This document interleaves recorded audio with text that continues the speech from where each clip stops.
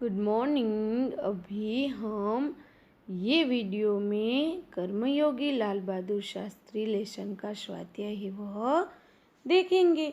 तो स्वाध्याय का सबसे पहला प्रश्न है, प्रश्नों के उत्तर लिखिए। फर्स्ट, शास्त्री जी ने देश की किस आकांक्षा को पूरा किया, कैसे? उत्तर, प्रधानमंत्री के रूप में पंडित नेहरू एक समृद्ध राजनीतिक विरासत छोड़कर गए थे। उनकी मृत्यु के बाद उसे कुशलतापूर्वक संभालकर शास्त्री जी ने देश की आकांक्षा पूरी की। सेकंड, लाल बहादुर शास्त्री पर गांधी जी के आदर्शों का क्या प्रभाव पड़ा? आंसर, विनम्रता, सरलता, सादगी और जन सेवा की भावना लाल बहादुर शास्त्री के व्यक्तित्व के अभिन्न अंग बन गए थे। यह सारे गुण महात्मा गांधी के थे, जो शास्त्री जी में अपने आप आ गए थे। गांधी जी की तरह उन्होंने अछूतोद्धार कार्यक्रम भी चलाया। इस प्रकार लाल बहादुर शास्त्री पर गांधी जी के आदर्शों का गहरा प्रभाव पड़ा। थर्ड, शास्त्री जी के संसदीय जीवन की शुरुआत कैसे हुई? उत्तर, शास्त्री जी में कार्य के प्रति गहरी निष्ठा थी। वे मेहनत करने की क्षमता भी रखते थे।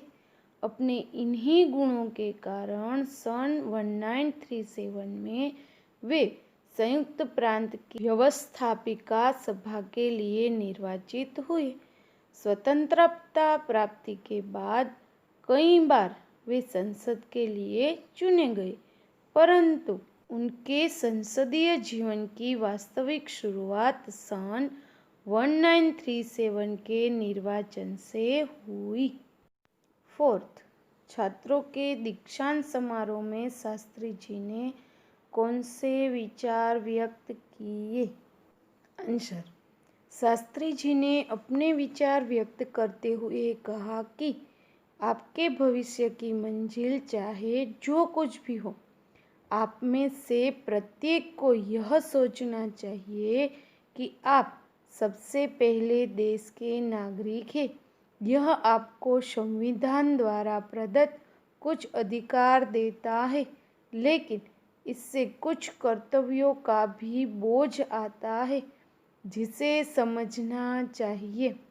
हमारा देश प्रजातांत्रिक है, जो निजी स्वतंत्रता देता है, लेकिन इस स्वतंत्रता का उपयोग एक व्यवस्थित समाज के हित में स्वेच्छा से लगाए गए प्रतिबंधों के तहत होना चाहिए। सेकंड, परिच्छेद में रेखांकित शब्दों के अर्थ शब्दकोश में से ढूंढकर उन्हें शब्दकोश के क्रम में लिखिए। यहाँ एक परिच्छेद है। उस परिच्छेद में जो शब्द के नीचे लाइन है वो हमें उसके अर्थ लिखते जाने हैं, जैसे कि रीढ़, अमिट, आधारशिला, खाद, पल्लवित, सौरभ। उत्तर, रीढ़ मेरुदंड, अमिट अटल, आधारशिला नींव, खाद जमीन का उपजाऊपन बढ़ाने वाला पदार्थ, पल्लवित विकसित, सौरभ सुगंध, सभ्य शिष्ट। शब्दकोश के क्रम में अटल जमीन का उपजाऊपन बढ़ाने वाला पदार्थ, नींव मेरुदंड, विकसित शिष्ट और लास्ट में सुगंध। थर्ड, इस इकाई से हम लाल बहादुर जी के जीवन में से कौन कौन से सद्गुण ग्रहण कर सकते हैं? उत्तर, उनके जीवन से हमें यह शिक्षा मिलती है कि हमें अपना कर्तव्य निष्काम भाव से करना चाहिए। अपने उद्देश्य के प्रति हमारी दृढ़ आस्था हो। उसे पाने के लिए हमें कर्म में लगे रहना चाहिए तथा उसके प्रति हमारा संपूर्ण आत्मसमर्पण होना चाहिए।